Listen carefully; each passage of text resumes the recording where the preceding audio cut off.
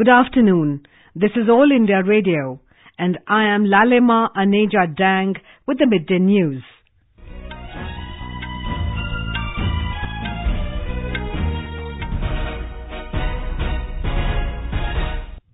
The headlines.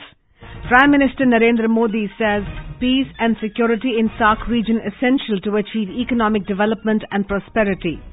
In Jammu and Kashmir, 3 terrorists killed in an encounter with security forces on the outskirts of Srinagar. Peaceful voting underway in second and final phase of Panchayat polls in Assam. Kannur International Airport in Kerala begins operations. Women's representation in UAE's Federal National Council to be doubled to 50% from coming parliamentary term. Team India takes control of Adelaide Test. Need 6 wickets to win under 219 runs on the final day. And in Men's Hockey World Cup, Germany to play Malaysia and Netherlands to take on Pakistan in Pool D today. Prime Minister Narendra Modi has said peace and security is essential to achieve economic development and prosperity of the SAARC region and for cooperation among member nations to flourish. In his message on the occasion of 34th SAARC Charter Day, which was observed yesterday, Mr. Modi said terrorism remains the single largest threat to peace and stability in the region. He stressed on the need to eliminate terrorism in all its forms. The Prime Minister expressed India's commitment to strengthening regional cooperation and integration as a founding member of SAARC. He said SAARC has made progress in its journey of over 3 decades, but it has been below the region's full potential. Mr. Modi said the NDA government's initiatives are geared towards promoting people-to-people contact and connectivity in the region. In Jammu and Kashmir, 3 terrorists have been killed in an encounter with security forces at Mujgund on the outskirts of Srinagar. The encounter, which ended this morning, lasted for 18 hours. Talking to AIR, State Director General of Police Dilbag Singh said, ये encounter सुबह ही खत्म हुआ है जो पिछली रात से चल रहा था। इसमें 3 आतंकवादियों के छुपे होने की इत्तला थी, जिसके बाद वहां पर ऑपरेशन लॉन्च किया गया था। इसमें 3 आतंकी जो है मारे गए हैं, उनकी पहचान को सटीक करने की कोशिश कर रहे हैं। अभी जो इत्तला है उसके मुताबिक एक उनमें फॉरेनर हो सकता है और 2 लोकल रेजिडेंट हैं। The Uttar Pradesh government has transferred 1 more police officer in Bulandshahr following the violence that rocked the district recently. ASP Bulandshahr Rais Akhtar has been transferred to Provincial Armed Constabulary, Lucknow. Manish Mishra has been sent from Ghaziabad to Bulandshahr as ASP Rural Bulandshahr. This is 4th transfer of police officers in connection with the violence that claimed the lives of a police inspector and a villager on Monday. While voting is underway for the second and final phase of Panchayat elections in Assam, 10 districts of the state are going to polls in this phase to elect Anchalik Panchayat and Zilla Parishad members, Gaon Panchayat members and Gaon Panchayat presidents. Polling, which began at 7 a.m., will continue till 3 p.m. 33% polling has been reported till 11 a.m. Our correspondent reports that 74.5% polling was recorded in the first phase. Peaceful polling has been reported in the second phase of the Panchayat polls in Assam to elect 10,909 representatives. However, State Election Commissioner informed miscreants snatched away a ballot box in Kachar district where repoll will be held. In many polling stations, voters have gathered well before the voting began. A total of 35,056 candidates are in the fray in this phase. 292 candidates have been elected unopposed. Counting of votes will be held on Wednesday. Manas Patim Sharma, AR News, Guwahati. Counting of votes for elections to Chhattisgarh, Madhya Pradesh, Rajasthan, Telangana and Mizoram assemblies will be held on Tuesday. The News Services Division of All India Radio has made changes to its bulletins as part of its special coverage. The 12 noon bulletin will be of 10 minutes instead of 5. It will be broadcast from 12 to 12:10 p.m. The Hindi bulletin will be aired from 12:10 to 12:20 p.m. The duration of Midday bulletin in English and Dopaher Samachar in Hindi has also been extended by 15 minutes. Midday News will be broadcast from 2 to 2:30 p.m., while Dopaher Samachar will be aired from 2:30 to 3 p.m. The 6 p.m. bulletin in English and 6:05 p.m. bulletin in Hindi will be extended by 5 minutes. These will now be broadcast from 6 to 6:10 p.m. in English and 6:10 to 6:20 p.m. in Hindi. Apart from this, AIR News has also planned special programs for the latest update on election results from 8:30 a.m. to 2 p.m. Our Radio Bridge program will also be broadcast on the day of counting from 9:30 p.m. to 10:30 p.m. by linking Aizawl, Raipur, Bhopal, Jaipur and Hyderabad stations. Janadesh. Results of Chhattisgarh, Madhya Pradesh, Mizoram, Rajasthan and Telangana Assembly elections.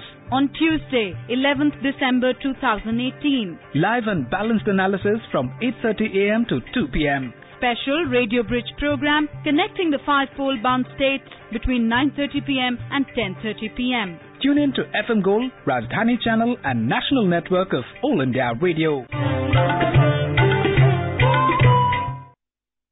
The winter session of Parliament will begin from Tuesday.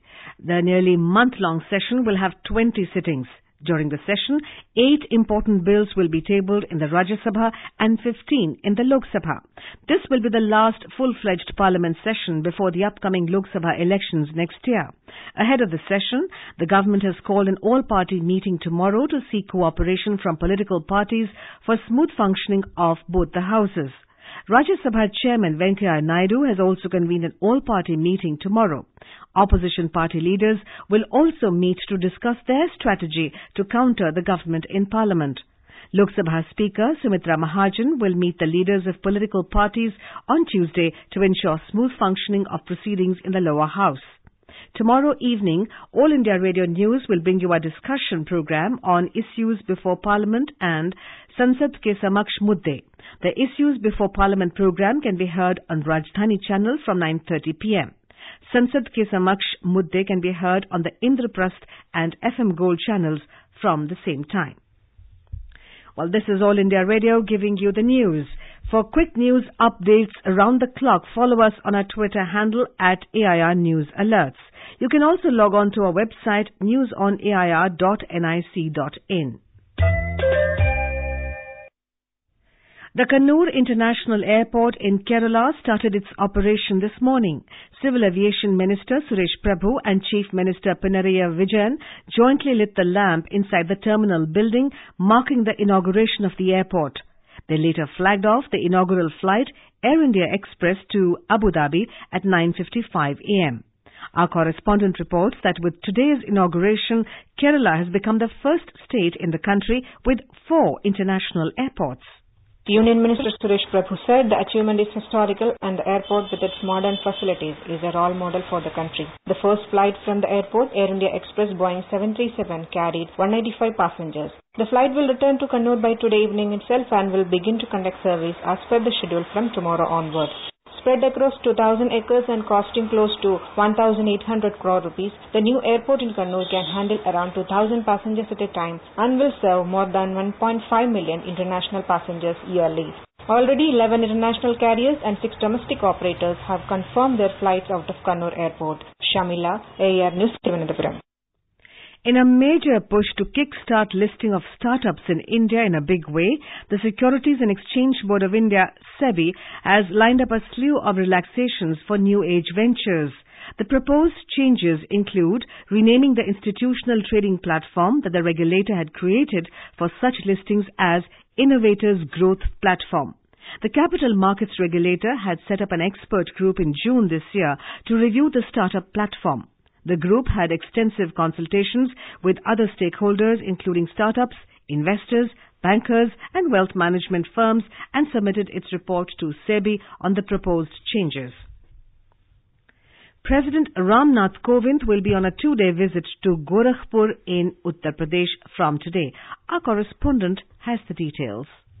After reaching Gorakhpur, the President will meet some people from the town at Circuit House and discuss several issues. Tomorrow he will visit the Gorakhnath Temple where he is scheduled to pay homage to late Mahant Abhayanath, the mentor of Uttar Pradesh Chief Minister Yogi Adityanath. Later, Mr. Kovind will participate in the Maharana Pratap Education Council's Foundation Week program and distribute certificates to some students. Elaborate security arrangements have been put in place in town for the President's visit. additional forces have been called from neighboring districts. MS Yadav, AIR News, Gorakhpur.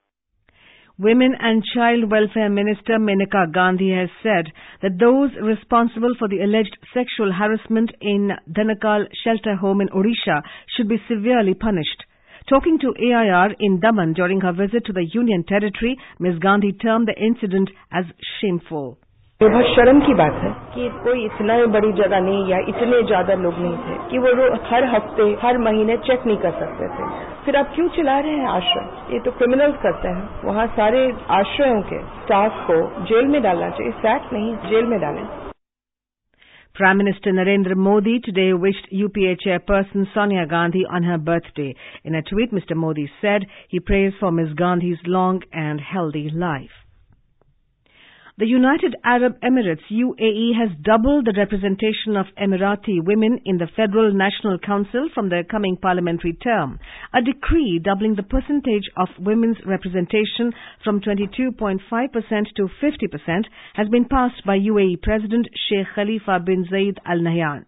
Here's a report.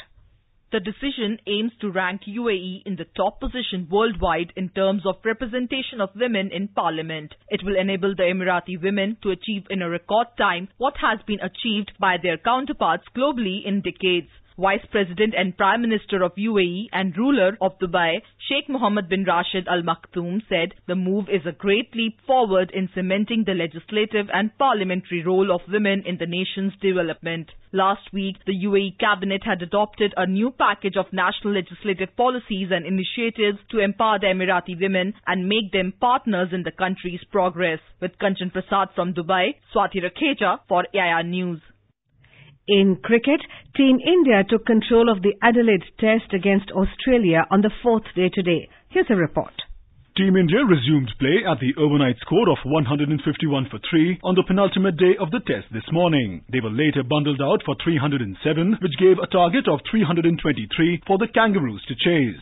Cheteshwar Pujara, who amassed 123 in the first innings, made 71 in the second, while Ajinkya Rahane scored 70. Skipper Virat Kohli contributed with 34 and became the fourth Indian after Sachin Tendulkar, VVS Lakshman and Rahul Dravid to score 1,000 plus test runs against Australia. Aussie spinner Nathan Lyon bagged 6 of the Indian wickets in the second innings.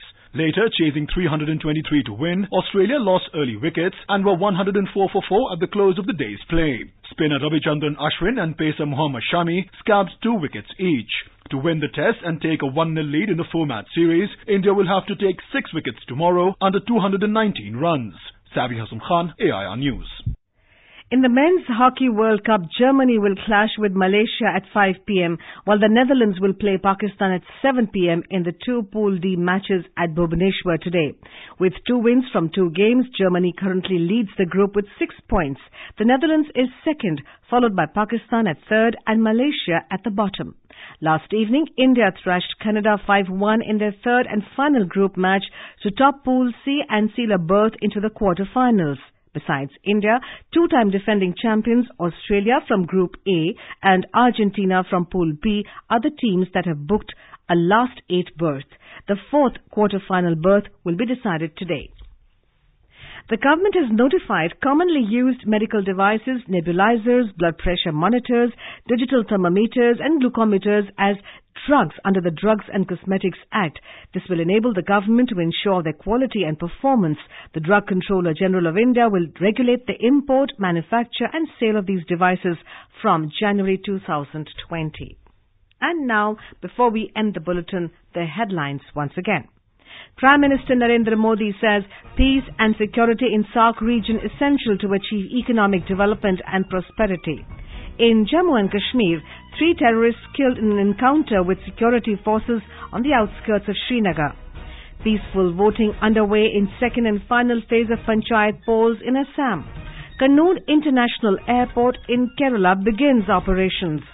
Women's representation in UAE's Federal National Council to be doubled to 50% from coming parliamentary term. Team India take control of Adelaide Test, need 6 wickets to win under 219 runs on the final day. And in Men's Hockey World Cup, Germany to play Malaysia and Netherlands to take on Pakistan in Pool D today. And with that, we end the Midday News.